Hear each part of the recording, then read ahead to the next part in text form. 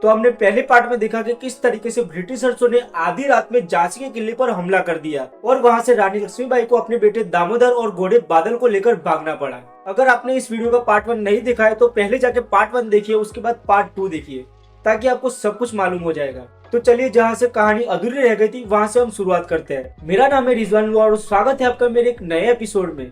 आधी रात को जब रानी लक्ष्मीबाई को अपने बेटे दामोदर और घोड़े बादल को लेकर वहां से भागना पड़ता है, कुछ सिपाही भी थे जो रानी लक्ष्मीबाई के साथ निकलते हैं। ये नाम थे उनके, और ये वो जगह है जहाँ पे रानी लक्ष्मीबाई घोड़े पे सवार होकर छलांग लगाई थी। अब यहाँ से निकल के मई 1858 को लक्ष्मीबाई कालपी पहुंचती है, लेकिन यहाँ भी ब्रिटिशर्स 22 ऑफ मई 1858 को अटैक कर देते हैं और रानी लक्ष्मीबाई को हरा देते हैं। तो यहाँ से भी रानी लक्ष्मीबाई तात्या टोपे, द नवाब ऑफ बांगा और राव साहब के साथ ग्वालियर चली जाती है। लेकिन 17 ऑफ जून 1858 को वहां भी ब्रिटिशर्स अटैक कर देते हैं, जिसमें 5000 से भी ज्यादा क्रांतिकारियों की जान चली जाती है और रानी लक्ष्मीबाई भी शहीद हो जाती है। रानी लक्ष्मीबाई इस तरीके से लड़ी थी ब्रिटिशर्स के सामने कि कई ऐसे ब्रिटिशर्स खुद तारीफ करते थे उनकी। अब यहाँ से धीरे धीरे करके ब्रिटिशर्स फैजाबाद, बरेली, बागपात, हर जगह जितने भी क्रांतिकारी थे उनको या तो ये मार देते थे या लालच देते थे या फिर कब्जा करके उस इलाकों को अपने कंट्रोल में ले लेते थे। ये जो पूरा 1857 का रिवोल्ट था जिसमें ब्रिटिशर्स बैकफुट में आए थे, उसमें हारने के मेन रीजन ये थे कि एक तो कोई प्रॉपर लीडरशिप नहीं थी, दूसरा सब अलग अलग लड़ाइयाँ कर रहे थे, उनमें से कोई साथ में नहीं था, कोई प्लान ऑफ एक्शन नहीं था और कई स्टेट्स के राजा ने अपने फायदे के लिए अंग्रेजों को सपोर्ट भी किया।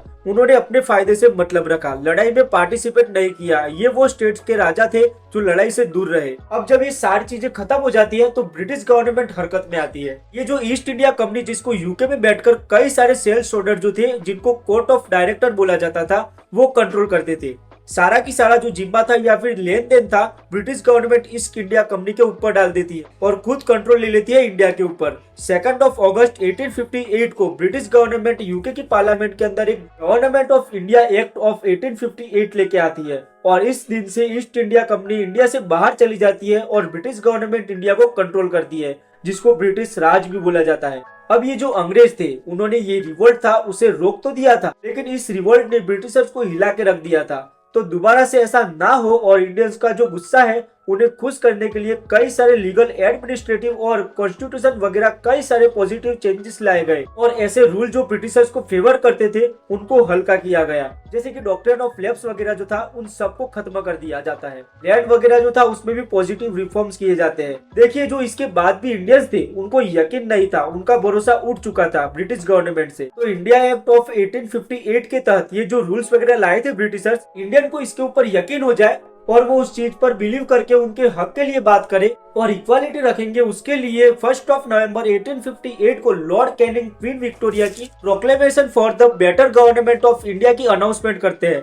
उसका इतना मतलब था कि क्वीन खुद ये श्योरिटी देती है कि अब रिलीजियस भावनाओं को ध्यान में रखा जाएगा, डिस्क्रिमिनेशन नहीं होगा और इंडिया के अंदर सबको इक्वली ट्रीट किया जाएगा। हर एक चीज कॉन्स्टिट्यूशन हो या फिर लॉ हो, हर तरीके से फॉलो होगा। अब ऑन पेपर ये तो सारी चीजें कर दी गई थी, लेकिन ग्राउंड पे ऐसा नहीं था। अंग्रेज जो थे वो इंडिया के अंदर थे, वो इंडियंस को छोटा समझते थे। कोई भी अंग्रेज जो था वो इंडिया में आके रहना नहीं चाहता था। उनका बस इतना ही मतलब था कि इंडिया के अंदर आए, वो उनके रिसोर्सेस ले वो और यूके ट्रांसफर कर दे। उसी टाइम पर एक और इश्यू चल रहा था जो आगे चलकर बहुत दिक्कत करता है। तो क्या हो रहा था कि ब्रिटिशर्स जो थे उन्होंने प्लांटर्स रखे हुए थे।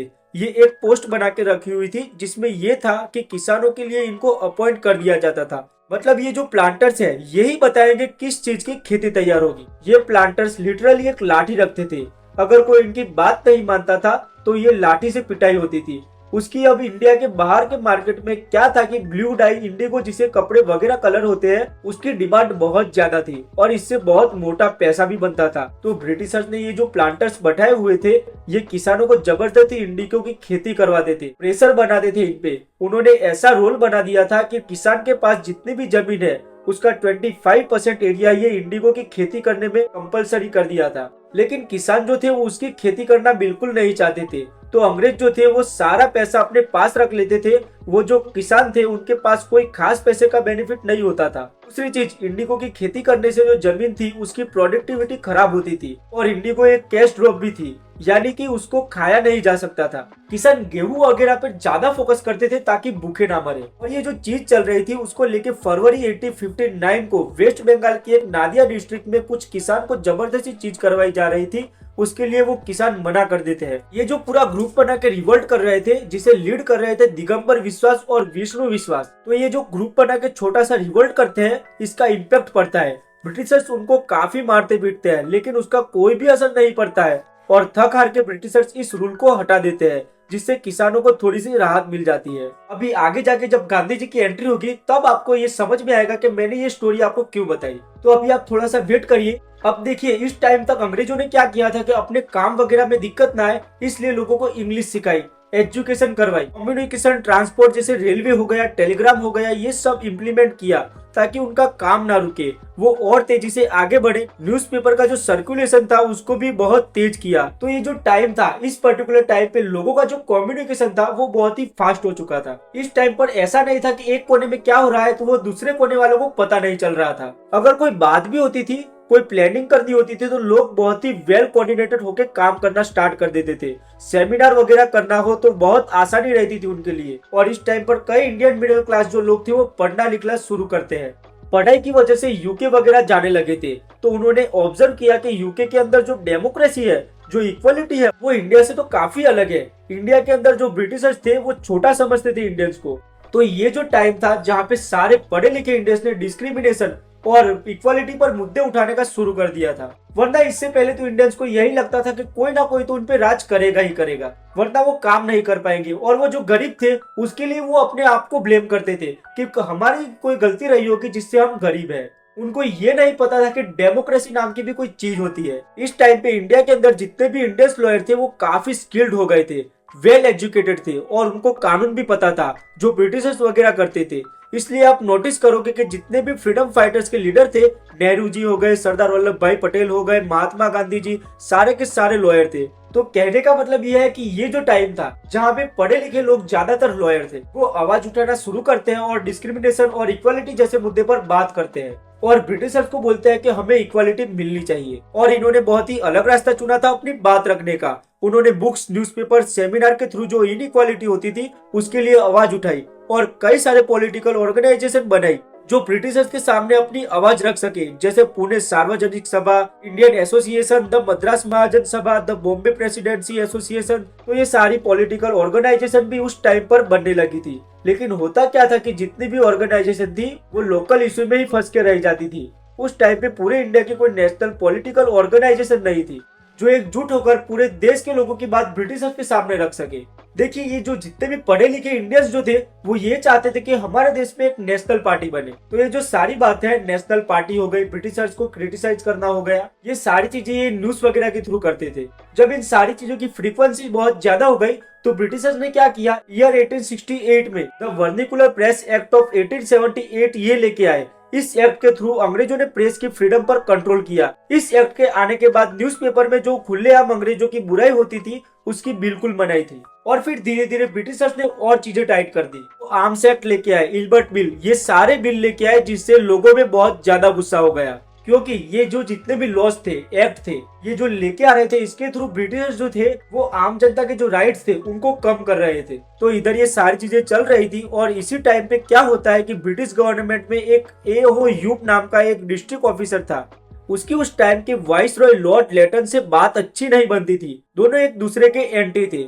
तो लॉर्ड लेटन ने क्या किया था कि ए.ओ. ह्यूम जो था उसका डिमोशन कर दिया था। अब उसकी वजह से ए.ओ. ह्यूम जो था वो बहुत गुस्से में था, लेकिन उसके बाद भी उसने रिजाइन नहीं किया था, वो वहीं पे काम करता रहता था। और रिटायरमेंट के बाद जैसे बाकी ऑफिसर्स यूके वापस चले जाते थे, ए.ओ. ह्यूम जो था वो वापस यूके नहीं गया, बल्कि उसने इंडिया में रहकर ही इंडिया की सिचुएशन सुधारने का जिम्मा लिया। उसने क्या किया कि ईयर 1883 में कलकत्ता यूनिवर्सिटी के ग्रेजुएट को एक ओपन लेटर भेजा, जिसमें उसने इंडिया के सभी बड़े लोगों को इन्वाइट किया इंडिया के अंदर एक नेशनल लेवल की पॉलिटिकल पार्टी बनाने के लिए, ताकि ब्रिटिशर्स के सामने इंडिया की बात रख सके। अब इंडियन जो थे उनको ये बात काफी ज्यादा पसंद आती है और दिसंबर 1884 को ए.ओ. ह्यूम जो थे वो इंडिया के अलग अलग एरिया से टोटल 17 पॉलिटिकल लीडर जो थे उनके साथ एक मीटिंग सेटअप करवाते हैं और ये लोग डिसाइड करते हैं कि 28 दिसंबर 1885 को पुणे के अंदर और लोगों को जोड़कर एक कॉन्फ्रेंस करेंगे और वहाँ के तभी नेशनल पार्टी बना देंगे और हाथों हाथ उसका जो नाम होगा वो भी अनाउंस कर देंगे। लेकिन पुणे के अंदर उस टाइम पे महामारी चल रही थी, तो लोकेशन को चेंज करके मुंबई के गोकुलदास तेजपाल संस्कृत कॉलेज में ये कॉन्फ्रेंस कर दी जाती है। उस मीटिंग में ऑल ओवर इंडिया से 72 इंटेलेक्चुअल और इंटेलिजेंट लोग आते हैं, जिसमें से 69 इंडियंस थे और एओ ह्यूम के साथ 2 और ब्रिटिशर्स शामिल थे। तो कहने का मतलब ये है कि इसी दिन 28 दिसंबर 1885 को इंडियन नेशनल कांग्रेस पार्टी बनके अनाउंस कर दी जाती है, जिसमें ये लोग कहते हैं कि ये जो कांग्रेस पार्टी है ये पीपीपी मॉडल यानी कि प्रेयर, प्रोटेस्ट और पेटिशन इसका यूज करके कॉन्स्टिट्यूशन के दायरे में रह के अपनी बात रखेगी और हर साल ईयर के लास्ट मंथ में यानी कि दिसंबर में अपना एक सेशन रखेगी, जिसमें ये फिक्स करेंगे कि आगे किन मुद्दों पे बात करनी है। और ये सेशन ऑल ओवर इंडिया में होगा। ऐसा नहीं है कि ये सिर्फ एक ही जगह पर होगा, कभी ईस्ट इंडिया में होगा, कभी नॉर्थ इंडिया में होगा, अलग अलग जगह पे होगा और जिस जगह पे ये सेशन होगा उसी जगह के नाम से उस सेशन का नाम पड़ जाएगा। मान लो सूरत में हो रहा है तो सूरत सेशन उसका नाम हो जाएगा। तो ऐसे करके इंडिया के अंदर हर साल सेशन होने लगे। इनफैक्ट आज के डेट में भी जो कांग्रेस पार्टी एनुअल सेशन रखती है वो दिसंबर में ही रखती है। और ये जो मीटिंग हुई थी उसमें एक चीज और डिसाइड हुई थी कि ये लोग हर सेशन में एक प्रेसिडेंट बनाएंगे। ऐसा नहीं होगा कि जो एक प्रेसिडेंट बनाया वो हमेशा के लिए प्रेसिडेंट रहेगा। हर साल एक प्रेसिडेंट बनेगा और कौन बनेगा ये वोट से डिसाइड होगा। फिर अगले साल नया प्रेसिडेंट बनेगा। तो जब ये पार्टी बनी थी शुरू में जितने भी कांग्रेस के लीडर थे उनको मॉडरेट लीडर्स कहा गया, क्योंकि इनका मानना था कि ब्रिटिशर्स खराब लोग नहीं थे, बस एथनिसिटी का फर्क है। इस वजह से ब्रिटिशर्स को इंडियन की जो प्रॉब्लम थी वो समझ में नहीं आ रही थी, इसी वजह से गैप आ रहा था। एक बार हम सही से इनको सारी चीजें समझाएंगे तो इनको समझ में आ जाएगा और जो हमारी प्रॉब्लम्स है वो सॉल्व हो जाएगी। लेकिन कांग्रेस के जो ये मॉडरेट लीडर्स थे उनका जो ये भ्रम था ये आगे जाकर टूटता है। अभी आगे बताऊंगा मैं आपको। लेकिन इसमें एक और थियरी सामने आती है। मैंने अभी जितने भी बातें बताई उसमें एक और थियरी है जिसमें कहा जाता है कि एओ ह्यूम जो थे उनको गलत हीरो बनाया जा रहा है और ये सारी चीज जो करी गई थी ये अंग्रेजों की साजिश थी। लॉर्ड डफिन ने एओ ह्यूम के साथ मिलकर कांग्रेस पार्टी बनवाई थी और इसलिए बनवाई थी क्योंकि अंग्रेजों को पता था कि इंडियंस अगर एकजुट हो गए तो इनमें इतनी कैपेबिलिटी है कि अंग्रेजों को इंडिया से बाहर कर सकते हैं। तो ब्रिटिशर्स चाहते थे कि इससे पहले कि इंडियंस खुद अपनी पहली पॉलिटिकल पार्टी बना के तैयार करें और हमारे लिए दिक्कत करे, हम खुद ही अपने लोगों को इनके साथ मिलवा के एक पार्टी तैयार कर देते हैं। और इसका फायदा ये होगा अंग्रेजों को कि अंग्रेजों को हर एक चीज का पता चलता रहेगा, इंडिया के मन में क्या चल रहा है ये सारे आइडिया लगते रहेंगे। कोई भी पॉलिटिकल मूवमेंट स्टार्ट करेंगे तो वो पता चल जाएगा। मान लो कोई पॉलिटिकल मूवमेंट है वो आउट ऑफ कंट्रोल हो गई तो उसको बीच में ही कोई छोटा मोटा लॉलीपॉप देके उसे शांत करा दिया जाएगा। और इस थियरी में ये भी कहा जाता है कि ब्रिटिशर चाहते तो जो नेशनल पार्टी बन रही थी उसको 2 मिनट में रुकवा सकते थे, लेकिन उन्होंने ऐसा नहीं किया। लाला लाजपत राय ने ईयर 1960 में अपनी बुक में लिखा था कि ये जो कांग्रेस पार्टी बनाई गई थी ये एक सेफ्टी वॉल थी। एक्चुअली कुकर में जब प्रेशर ज्यादा होता है तो सीटी बजती है, तो इसके साइड में एक सेफ्टी वॉल होती है। अगर सीटी ब्लॉक हो जाए तो सेफ्टी वॉल से प्रेशर रिलीज हो जाए। तो इसलिए एओ ह्यूम ने ब्रिटिशर्स के साथ मिलकर कांग्रेस पार्टी को बनाया था कि अगर इंडियंस का प्रेशर बहुत ज्यादा हो जाए तो ये जो कांग्रेस पार्टी बनाई गई है ये एक सेफ्टी वॉल की तरह काम करेगी। विलियम वेडनबर्ग जो एओ ह्यूम के साथ कांग्रेस के फाउंडिंग मेंबर थे और 2 बार 1889 और 1910 में कांग्रेस के प्रेसिडेंट भी बनते हैं, तो इन्होंने ईयर 1980 में एक बुक लिखी थी जिसमें इन्होंने ये कहा था कि ब्रिटिशर्स जानबूझ के ये कांग्रेस पार्टी बनाई थी ताकि सिचुएशन उनके हिसाब से चले। अभी जो टाइम चल रहा था 1888 के आसपास का, इस टाइम पे गांधी जी जो थे वो 19 साल के थे और 4 सितंबर 1888 को गांधी जी इन सारी चीजों से दूर लंदन चले जाते हैं लॉ की पढ़ाई करने। और इसके बाद 12 जनवरी 1891 को वो वापस आते हैं एज अ लॉयर बन के। वो मुंबई में जाते हैं, वहाँ पे वो लॉ की प्रैक्टिस करते हैं और पेटिशन वगैरह फाइल वगैरह करते हैं। लेकिन उस टाइम पे इनको ज्यादा सक्सेस नहीं मिलती है। लेकिन ईयर 1893 में एक गुजराती बिजनेसमैन था जो कि साउथ अफ्रीका में बिजनेस करता था। वो गांधी जी को बुला लेता है कि आप हमारी जो लीगल टीम है उसको ज्वाइन कर लो। तो अप्रैल 1893 को गांधी जी समुद्र के रास्ते से साउथ अफ्रीका चले जाते हैं। वहाँ पे भी गोरे काले को लेके बहुत डिस्क्रिमिनेशन हो रहा था, तो गांधी जी वहाँ पे जाके अपनी आवाज उठाते हैं जिसका एक्सपीरियंस आगे चल के इंडिया में काम आता है। अभी आगे बताऊंगा मैं आपको। ये जो कांग्रेस पार्टी बनी थी जिसमें गोपाल कृष्णा जो थे वो कांग्रेस के एक मॉडरेट लीडर थे जिनको गांधी जी अपना गुरु मानते थे और इन्हीं के हिसाब से चलते थे। अब यहाँ से तो गांधी जी साउथ अफ्रीका चले गए थे, लेकिन इंडिया के अंदर जो कांग्रेस के मॉडरेट लीडर थे वो टाइम टू टाइम अपनी बात रखना शुरू कर देते हैं, लेकिन इससे कुछ होता नहीं है। अंग्रेज को इससे कुछ भी फर्क नहीं पड़ता है। कांग्रेस के जो मॉडरेट लीडर्स थे ये राइट्स वगैरह लेने की बात कर रहे थे। उल्टा जो राइट्स थे ऑलरेडी उनको भी नए नए रूल्स लाके उनको हटा दिया जाता है और ईयर 1896 से 1900 के बीच में भूखमरी देश में फैल जाती है, जिससे 90 लाख लोगों की जान चली जाती है। ये सारी चीजें जो चल रही थी इससे कांग्रेस पार्टी के अंदर भी कुछ यंग लीडर थे जैसे लाला लाजपत राय, वो कहने लगे कि ये जो कांग्रेस के लीडर कर रहे हैं इससे अंग्रेजों के कान पर जूं तक नहीं रेंक रही। तो जो तरीका यूज किया जा रहा है ये एक फ्लॉप तरीका है। तो कांग्रेस के अंदर एक और ग्रुप बन जाता है जो ये मॉडरेट लीडर जो कर रहे थे उनसे खुश नहीं थे। ये जो ग्रुप बना था उनके लीडर्स को एक्सट्रीम लीडर कहा जाता था।